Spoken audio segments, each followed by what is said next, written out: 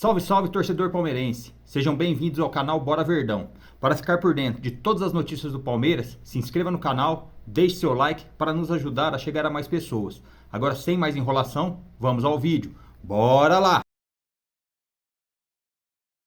Aqui para os meus companheiros, vamos nessa, começando com o André Kfouri, porque eu estou ansiosa para ouvir o seu destaque. Oi, Dani, tudo bem? Não tínhamos nos encontrado, feliz 2024. É verdade. Uma ótima noite aos colegas e ao pessoal em casa.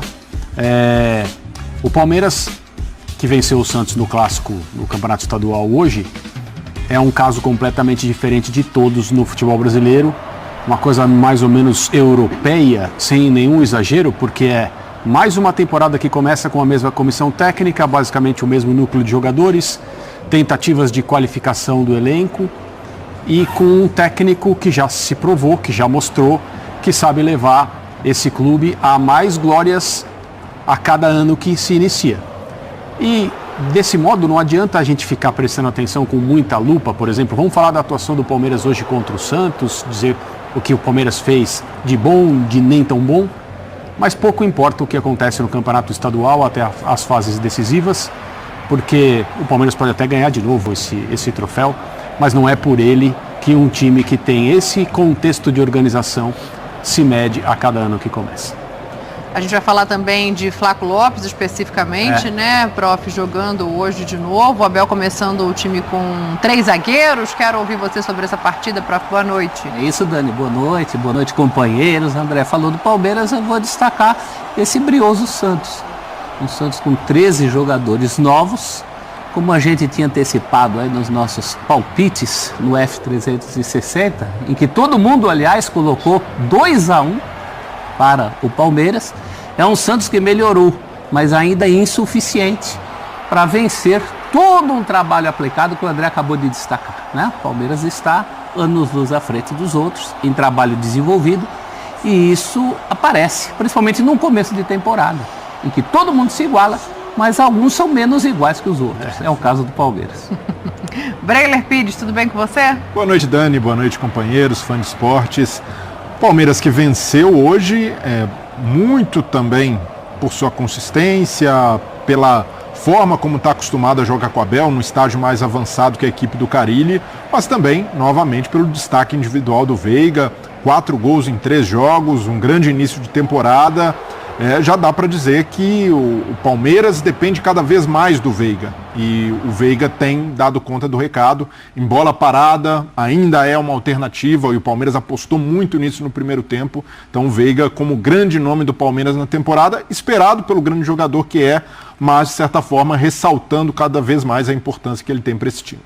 Pedro Ivo Almeida, para te dar uma boa noite, a gente começar aqui efetivamente o nosso debate, vou pegar o gancho do André, assim, do quanto vale um campeonato estadual, se não por ele próprio, talvez valha por motivos diferentes para esses dois times específicos, né, Palmeiras e Santos. O Santos em remontagem tem a primeira derrota, mas se entende, acho que quem torce ao Santos vendo que há uma evolução na temporada, e do lado do Palmeiras, talvez uma montagem pensando em Supercopa, uma mudança pensando em Supercopa, ou não chega a tanto? É mais um teste para se olhar uma temporada como um todo?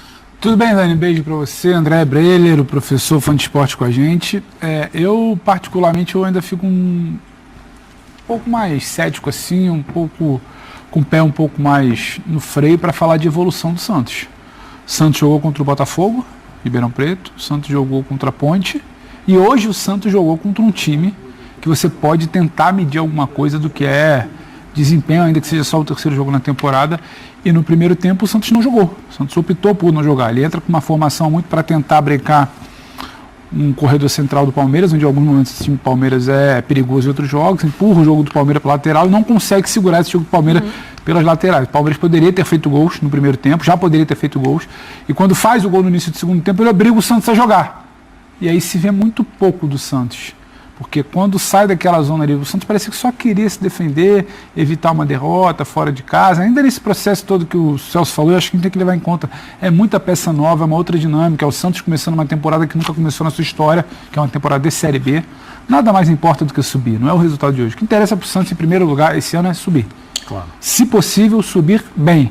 Depois a gente vai analisar se ganhou o primeiro clássico contra o depois. Só que para hoje era o Santos que não queria exatamente muito jogar. Fecha ali no meio-campo com 3 homens, joga para o meio para lateral. O Palmeiras cede muito ao Palmeiras no primeiro tempo, continua cedendo no segundo tempo, toma 2 gols e aí começa a partir para um jogo. Acho que o gol nasce muito também de um erro. Acho que o Gustavo Gomes, que vinha tentando se recuperar, acho que ele tem problemas nos últimos meses, vinha tentando se recuperar, acaba falhando. O Santos aproveita, acelera. Tem o Aderlan, tem o Casares, tem o Otero, sai um gol e o jogo fica 2-1 e parece que ele trava num cenário que é um Palmeiras tentando acelerar numa boa. O Santos, quando precisa apresentar um volume, uma criação, é o terceiro jogo só da temporada, é normal, mas ainda não apresenta. Uma remontagem, acho que eu vi um Santos organizado, por isso eu penso no... Eu acho que isso é o mais importante. O termo é esse, organizado. Não tinha como ser muito mais do que isso. Não dá também para pesar a mão porque perdeu um clássico.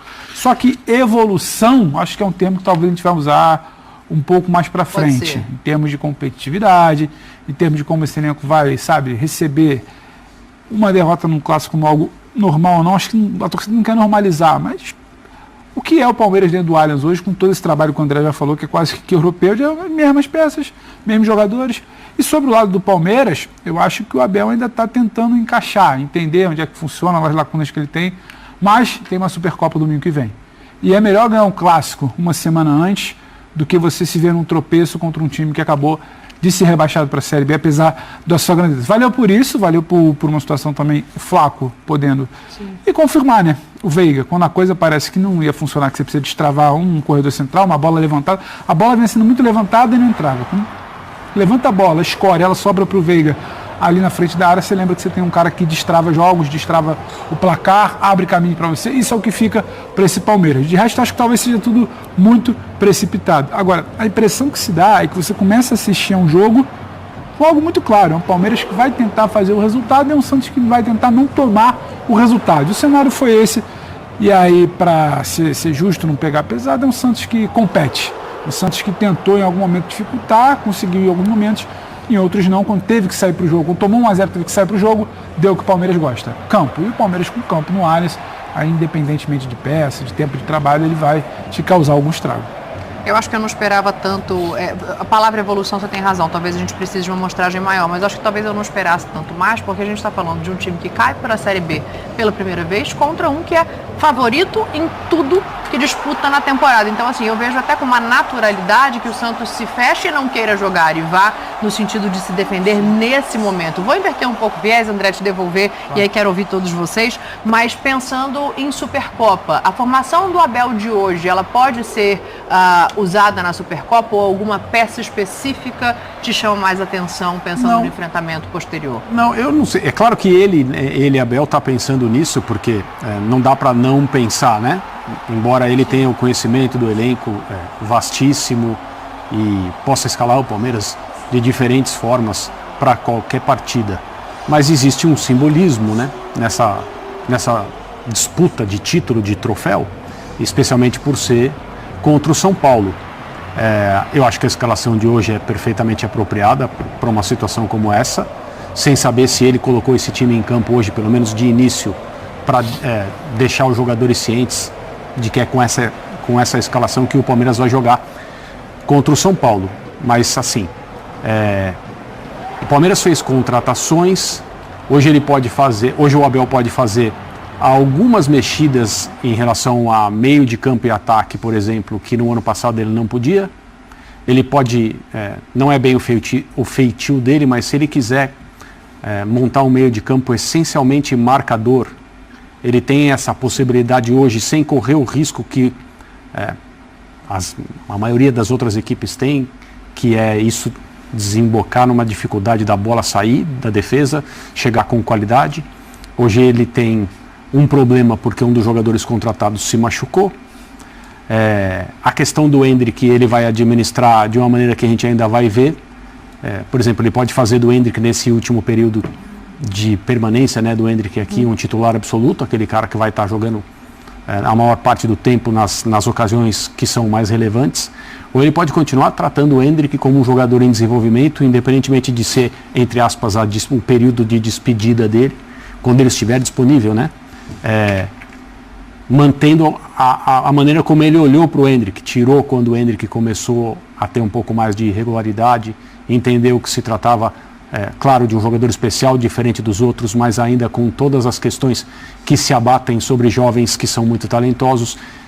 E voltou a chamar o Endrick para ser um jogador decisivo na parte final do Campeonato Brasileiro do ano passado, o que se mostrou uma bela cartada. Alguém vai sempre dizer, mas na Libertadores ele demorou. Pode ser que ele tenha pode ser que ele tenha demorado na Libertadores, né? Mas nenhum treinador só acerta, nenhum treinador só erra. O Abel, do ponto de vista da maneira como ele toca o Palmeiras, acerta muito mais do que erra. Então não vou me surpreender se ele colocar esse time de hoje para jogar com o São Paulo, ou se ele fizer alguma coisa que hoje o elenco do Palmeiras, embora ele ainda não esteja satisfeito, eu acho que nunca estará, ofereça a ele atualmente. E eu acho, André, desculpa só para pegar, e eu acho que a tendência de uma repetição passa muito porque o que o Abel busca no início do ano, aproveitando que o Endrick não está ali. O Palmeiras do final do ano passado, campeão brasileiro, por causa do Endrick, tem lacunas que foram menos notadas por causa do Endrick também. O Palmeiras não conseguiu entender como jogar sem o Arthur. O Palmeiras não conseguiu, sem o Arthur não, sem o Dudu, ele inverteu o Arthur. Então ele começa o ano tendo que pensar nessas lacunas. Ele replica aquela ideia de 2 homens na frente. Não funciona porque não tem o Endrick. Hoje parece que funciona. E hoje funciona, e hoje ele tem um ganho para mim, que é um ganho simbólico, de que é alguém que vem sempre sendo questionado. Faz um gol aqui, um gol ali, mas é questionado. Participa, tem um valor para o time, mas não é notado para fora, para o debate, para o torcedor, que é o Flaco. O Flaco hoje tem uma boa partida. Então, quando você está buscando soluções ali, ainda que temporárias, porque o calendário ele faz isso, né? Ele dá um peso muito grande ao 5º, se eu não me engano, jogo do Palmeiras da temporada, que vai ser o Palmeiras e São Paulo. Sim. Tem 4 e o... Tem esse é o terceiro de 4 hoje, no meio de semana. 4 no meio da semana. Quinto. Então o quinto ele ganha. Então você precisa chegar no quinto com algo mais bem resolvido, porque ninguém quer perder a Supercopa. Você não quer perder a Supercopa para um rival seu que acabou de trocar treinador e está discutindo como é que foi prejudicado. Então, assim, se tem alguma coisa que fica nesses testes da frente de uma formação que precisa ser reproduzida sem o Endrick, o Flaco funciona. O Palmeiras, para mim, tem a sua melhor atuação no ano hoje, ainda que não seja brilhante. É um time que cria. Ele estava com dificuldade. Veja bem, o Palmeiras estava com dificuldade para criar. Se era uma coisa morosa ali de início de temporada, não, mas hoje ele cria, hoje ele entra um pouco mais atento, subindo, pressionando, buscando a bola, jogando. Ainda que o Santos convida a jogar, mas ele joga também, tem seu valor, e com o Flaco. Então acho que para um jogo decisivo, de pequenas respostas que ele tem que buscar a curto prazo, acho que ele repete isso. Porque hoje foi a melhor resposta. Não é só porque funcionou e ganhou do Santos, mas hoje o time deu a melhor resposta, independentemente do resultado. Porque o jogo 0-0 até o intervalo já era, para mim, a melhor exibição do Palmeiras, do ponto de vista de criação, postura e do que ele propõe. Então acho que ele repete nesse jogo contra o São Paulo, porque a gente gosta ou não, a gente deu o peso devido ou não, é algo que vai mexer com a avaliação do início de temporada. Ganhou a Supercopa, é o Palmeiras campeão. Não ganhou, mas não ganhou do São Paulo, que está reconstruindo, que ainda não tem. Então, ele vai tentar replicar o que deu de resposta para ele nesse curto intervalo de início de temporada. Acho que tudo conspira a favor do Flaco, né? Desses últimos dias, inclusive o desfalque. E a confiança que ele ganhou, né?